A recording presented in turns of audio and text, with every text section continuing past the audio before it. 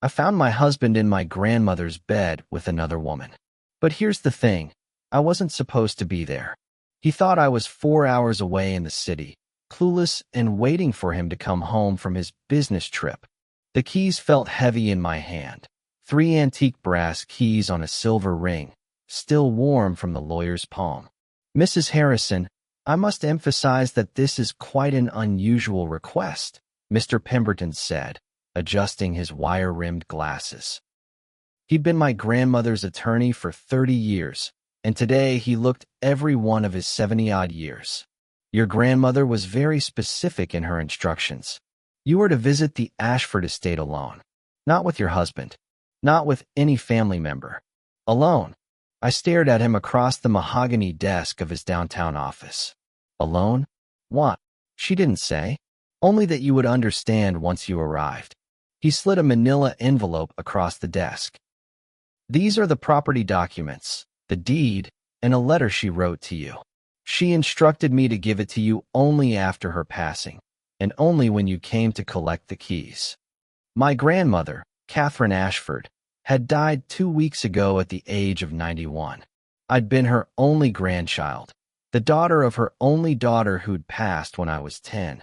Gran had raised me, loved me, taught me everything about strength and independence. But she'd been distant these last 5 years, ever since I'd married David. The estate has been maintained by a property management company, Mr. Pemberton continued. All bills paid from your grandmother's trust. But according to their reports, no one has lived there since your grandmother moved to the assisted living facility 3 years ago. 3 years. I frowned. I thought she only moved there last year. No, Mrs. Harrison. It was 3 years ago this November. I have the documentation if you'd like to review it. Something cold settled in my stomach. David had told me it was last year. He'd been the one handling visits to Gran after I had that accident. The car crash that left me with a fractured hip and 6 months of recovery. He'd insisted on being my liaison to her, said she didn't want me to see her in a weakened state. Mr. Pemberton, did my husband ever visit my grandmother? In the assisted living facility? The lawyer's expression became carefully neutral. I couldn't say, Mrs. Harrison. I only handled her legal affairs, not her visitors. But something in his tone made me press. But you know something. Please. She was my grandmother. If there's something I should know. He was quiet for a long moment, then sighed. Your grandmother asked me, 6 months before she passed, to ensure that David Harrison's name appeared nowhere on any of her estate documents. She was very specific. You were to inherit everything, but it was to be in your name only. A separate property inheritance, not marital property. My heart started beating faster. Why would she do that? She never explained. But Mrs. Harrison, Eleanor, your grandmother was the shrewdest woman I ever knew. If she wants you to visit that estate alone, I suggest you honor that request. I didn't tell David about the inheritance. That evening, I sat alone in our apartment, the sleek downtown loft he'd insisted we rent. David had texted me around noon. Big meeting ran long. Staying at the Hartford office tonight. Back tomorrow. Love you. Hartford. He stayed there at least 3 nights a week now, sometimes 4. His company had an office there, he said. Big expansion plans. Important clients who preferred evening meetings. I'd believed him. For 3 years, I'd believed him. Now, staring at that text, I wondered. Hartford was only 20 minutes from Gran's estate in Connecticut. I opened my laptop and pulled up our shared calendar, the one David had insisted we maintain so we could coordinate our busy lives. I scrolled back through the past 3 years, counting. He'd spent 487 nights away from home. 487 nights where he'd told me he was staying in Hartford or traveling for business or working late at a construction site. 487 nights where I'd eaten dinner alone, slept alone, lived alone while being married. My hands were shaking as I pulled out the letter Mr. Pemberton had given me. My dearest Eleanor, if you're reading this, I'm gone. I'm sorry I couldn't tell you the truth while I lived, but I was protecting you until you were strong enough to hear it. Go to the estate. Go when David thinks you won't be there. Enter through the kitchen door. You remember where we kept the spare key. And trust what you see, not what he's told you. You are stronger than you know. You are smarter than he believes. And you are my granddaughter, which means you are a survivor. The house will tell you everything you need to know. All my love, Gran. I looked at David's text again. Staying at the Hartford office tonight. Hartford, 20 minutes from the estate. I made a decision. The Ashford estate sat at the end of a long, tree-lined driveway in the Connecticut countryside. I'd been here countless times as a child. Summers spent running through the gardens, winters by the massive fireplace, springs watching Gran tend her roses. But I hadn't been here in 5 years. David had always found excuses. It's too far. We're too busy. Your grandmother would rather visit us in the city. Lies. All lies. I'd driven up after dark, my headlights off as I approached. The mansion was a sprawling Victorian, 3 stories of cream-colored stone with dark green shutters and a wraparound porch. It looked exactly as I remembered, except there were lights on inside. Every window on the first and second floor glowed warmly against the night. Not the harsh overhead lights you'd expect in an empty house, but the soft, lived-in glow of table lamps and sconces.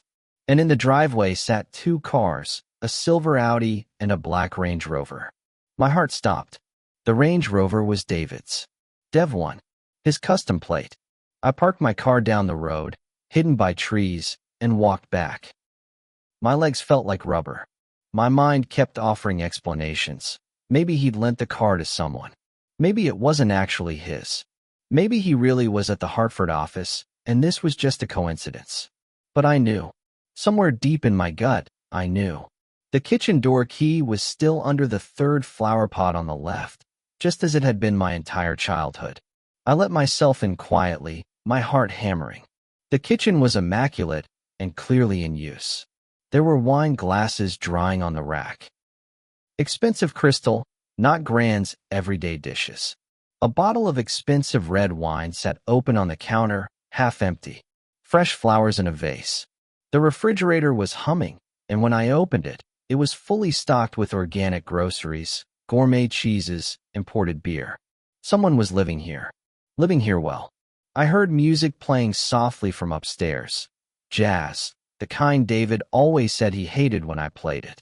A woman's laugh drifted down, followed by David's deeper chuckle. My husband's laugh. In my grandmother's house. With another woman. I walked through the kitchen into the main hall. The house had been redecorated. Gone was Gran's traditional Victorian decor, replaced with modern minimalist furniture. Expensive art on the walls. A huge flat-screen TV in the living room. This wasn't a house someone was squatting in occasionally. This was a home. Their home. I climbed the stairs, each step creaking softly under my feet. The music was coming from the master bedroom. Gran's bedroom. The door was half open. Through it, I could see the room had been completely transformed. Modern white furniture, sleek lines, gray silk bedding. Track lighting that Gran would have hated. And on the bed, glasses of wine in hand, sat David and a woman. She was young, maybe 25, with long dark hair and the kind of toned body that suggested daily gym sessions. She wore one of David's dress shirts and nothing else. Her legs were draped across his lap. David wore pajama pants and no shirt. He looked relaxed, content, more at ease than I'd seen him in years. I still can't believe this place is ours, the woman said, sipping her wine. It's like a dream. Our own private mansion. It won't be much longer, David said, running his hand along her leg. The old lady finally died. Now we just have to wait for the estate to settle, and Eleanor will inherit. Once that happens and we have kids, we wait a bit, then arrange an unfortunate accident. Then all of this. The house, the money, everything. It's ours free and clear. My vision blurred. I gripped the door frame to steady myself. Won't people suspect something? The woman asked. If she dies right after inheriting? That's why we wait. Maybe a year, maybe 2. Get her pregnant first. Twins if possible, Better inheritance for me as the father. Then a car accident. She already had one 3 years ago. She's a nervous driver now. No one will question it. He kissed the woman's neck. Besides, Natasha, you're worth the wait. I better be. I've been playing the role of your employee for 3 years. And you've played it perfectly. As far as Eleanor knows, you're my executive assistant who occasionally needs me to stay late in Hartford for meetings. He laughed. She has no idea that my Hartford office is actually this house, and my business dinners are me cooking for you. She really doesn't suspect? Eleanor. David scoffed. She's not smart enough to suspect anything. She's exactly what I needed. Connected to money through her grandmother, naive enough to believe whatever I tell her, and convinced that I married her for love. He took a drink. The grandmother was the only threat. She knew I was after the money. That's why I had to keep Eleanor away from her. Couldn't risk the old bat poisoning her against me. But now she's dead, Natasha said. Now she's dead, David agreed, clicking his glass against hers. To our future. To our future. I stepped into the doorway. What future would that be, exactly? They both froze, wine glasses halfway to their lips. David's face went white, then red, cycling through shock, panic, and finally settling on anger. Eleanor. He stood up quickly, nearly spilling his wine. What are you doing here? In my house. My voice was surprisingly steady despite the rage and heartbreak coursing through me. The house my grandmother left to me? I think the better question is, what are you doing here? Natasha scrambled off the bed, pulling David's shirt down over her thighs. David, you said she didn't know about this place. Shut up. He snapped at her, then turned back to me with that smile he used when trying to charm his way out of trouble. Eleanor, this isn't what it looks like. It looks like you've been living a double life. It looks like this is where you've been all those nights you said you were staying in Hartford. It looks like you've been living in my grandmother's house with your mistress while telling me you were working. My voice was getting louder now. And it looks like you were planning to get me pregnant and then kill me for the inheritance. You're being hysterical. I heard you. I screamed it. 3 years of gaslighting and lies finally exploding. You just said it. Arrange an unfortunate accident. Those were your exact words. David's face hardened. You're recording this, aren't you? Is this some kind of setup? Setup? I laughed, high and bitter. David, you set yourself up. You've been living here for 3 years. You married me to get to my grandmother's money. You kept me away from her, so she couldn't warn me about you. And you've been planning my murder. I never said murder. Arrange an unfortunate accident. What else would you call it? Natasha was pulling on her jeans now, her face panicked. I didn't know he was planning to kill anyone. I thought we were just waiting for you to divorce. Natasha, shut up. David roared. Oh, so she didn't know that part. I looked at her. Did you know he's still sleeping with me? That he comes home from his nights here with you and climbs into bed with me? That 2 months ago, he convinced me to start fertility treatments because he wanted to start a family? Natasha's face crumpled. You said you hadn't touched her in years. And you believed him? I almost felt sorry for her. Almost. You're helping him cheat on his wife, and you thought he was being honest with you? That's enough. David moved toward me, his expression dangerous. You need to leave. Now. Leave my house. I don't think so. I pulled out my phone. But I think the police would love to hear about your plans for my unfortunate accident. He lunged for the phone, but I'd expected it. I stepped back into the hallway, the phone already dialing. You bitch, he snarled. You have no idea what you're doing. You think you can just divorce me and take everything? I'll destroy you in court. I'll tell them you're unstable, that you're making up lies. About what? A new voice came from downstairs. The fact that you've been trespassing on this property for 3 years. Mr. Pemberton appeared at the bottom of the stairs with 2 other people, a woman in a business suit and a man with a camera. Mr. Pemberton? I stared at him. How? Your grandmother had a security system installed 2 years ago, he said calmly, climbing the stairs. Motion sensors, cameras, audio recording. Everything activated when you used your key to enter. I've been monitoring from my office, and when I heard Mr. Harrison's confession, I thought it prudent to arrive with witnesses. He gestured to the others. This is Detective Sarah Morrison and crime scene investigator James Chun. David's face had gone from red to gray. You can't use that. It's a legal recording. Actually, Connecticut is a one-party consent state, Detective Morrison said, showing her badge. And Mrs. Harrison, as the property owner, has every right to record what happens in her own home. You, however, do not have the right to be here. This is insane, David said, but his voice had lost its confidence. I'm her husband. I have every right. You have no right to property that was specifically left to Mrs. Harrison as separate inheritance, Mr. Pemberton said. More importantly, we have you on recording admitting to planning your wife's murder. That's conspiracy to commit murder, Mr. Harrison. I was joking. It was just talk. Wait a year or two, get her pregnant, then arrange an unfortunate accident. That's very specific talk, Detective Morrison said, pulling out handcuffs. David Harrison, you're under arrest for conspiracy to commit murder, trespassing, and fraud. You have the right to remain silent. I watched as she cuffed him, reading him his rights. Natasha was crying now, sitting on the bed with her head in her hands. Am I under arrest too? She asked quietly. That depends, Detective Morrison said. How much did you know about his plans? I knew he was married.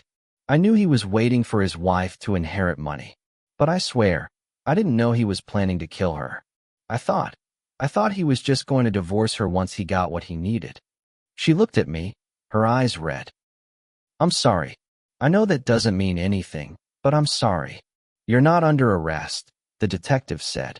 But you'll need to come down to the station and give a statement. As they led David out, he twisted to look at me. You're going to regret this, Eleanor. I'll make sure you regret this. The only thing I regret, I said clearly, is wasting 5 years on you. After they left, I stood alone in the master bedroom, my bedroom now. The room where my husband had been building a life with another woman while systematically destroying mine. Mr. Pemberton appeared in the doorway. Mrs. Harrison, are you all right? No, I said honestly.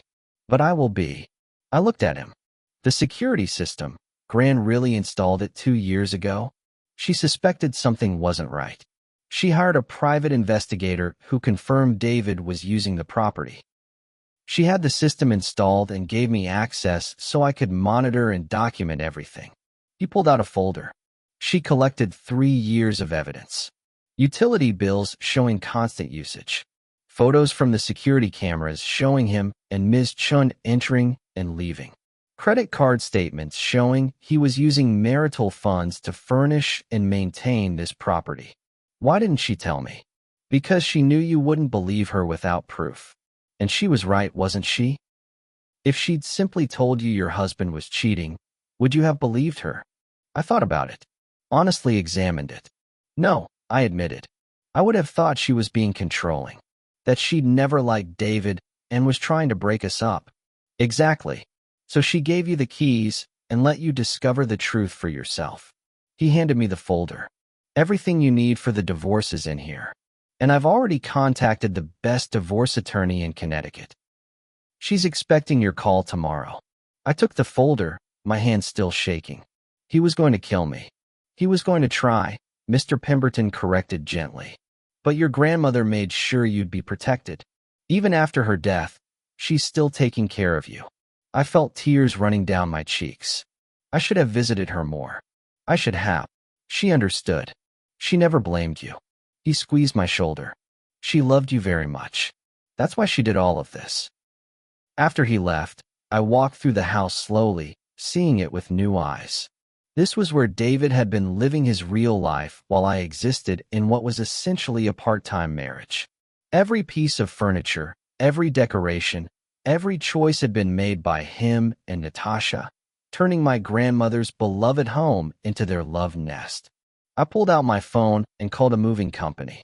I need everything in this house removed and put in storage by tomorrow, I said. Everything. I want it empty. Then I called a restoration company that specialized in historic homes.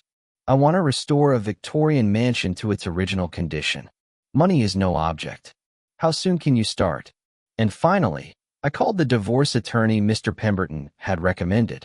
I have recordings, witnesses, 3 years of documented evidence, and a confession to attempted murder conspiracy, I told her. I want him destroyed. Consider it done, she said. 6 months later. The divorce was finalized on a Tuesday. David had tried to fight. He'd claimed the recordings were taken out of context, that he'd been joking, that he'd never actually intended to hurt me. But faced with 3 years of evidence showing his double life, recorded confessions, and Detective Morrison's testimony about his specific and detailed murder plan, his lawyers had advised him to take the plea deal. He pled guilty to conspiracy to commit murder and got 5 years in prison. The divorce gave me everything, not just Grant's estate, but half of his company, which I immediately sold, the cars, our savings, everything. Natasha had testified against him in exchange for immunity. Turns out she hadn't known about the murder plot, and once she realized what she'd been part of, she'd cooperated fully. Last I heard, she'd moved to California to start fresh. I didn't wish her well, but I didn't wish her ill either. She was just another one of David's victims, in a way. I stood on the porch of the Ashford estate, watching the sun set over the gardens. The restoration was complete. Every room looked exactly as it had when Gran lived here. Her antiques restored and returned, her wallpaper reproduced, even her roses replanted and blooming. It was like David and Natasha had never existed here. My phone rang. It was my therapist, Dr. Chun, confirming my appointment for next week. "How are you feeling?" she asked. "Today's the day, right?" The divorce finalized. It did. I'm okay. Better than okay, actually. I feel free. That's wonderful, Eleanor. You've done remarkable work these past 6 months. After we hung up, I walked back inside my house, my grandmother's gift, my inheritance, my future. I'd enrolled in graduate school, started painting again, reconnected with old friends, started living again.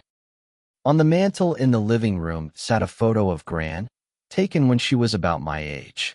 She was standing in front of this house, her hands on her hips, smiling at the camera with fierce pride.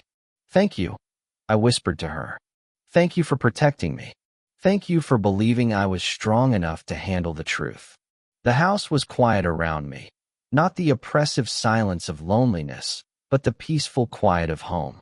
My phone buzzed. A text from an unknown number. "This isn't over. You'll pay for what you did to me. David." Still trying to maintain some control from prison. I blocked the number, deleted the message, and turned off my phone. It was over. Completely, entirely over. I walked into the kitchen and started making dinner. Just for me, because I could, because this was my house and my life and my choice. Outside, the sun set behind Gran's roses, painting the sky in shades of pink and gold. I was free. If you found this story powerful, don't keep it to yourself. Share it with someone who needs to hear that it's never too late to reclaim your life. Drop a comment below telling me, have you ever discovered a truth that completely changed everything? Sometimes the worst betrayals lead to the best transformations. And remember, you are stronger than you know. You deserve better than someone who sees you as a transaction. And you are never too late to start over. Hit that like button if this story resonated with you, and subscribe for more stories about justice, karma, and your instincts, and never ignore the red flags.